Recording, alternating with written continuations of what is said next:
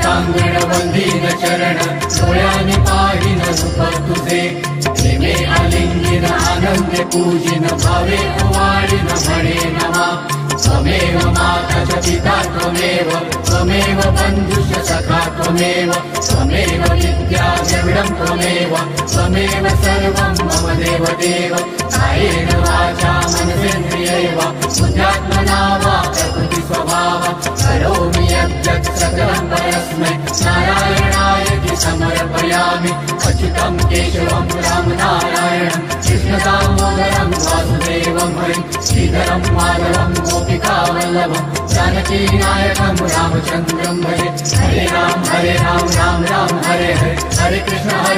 Krishna Krishna Hare Hare Hare Ram Ram Hare Hare Hare Krishna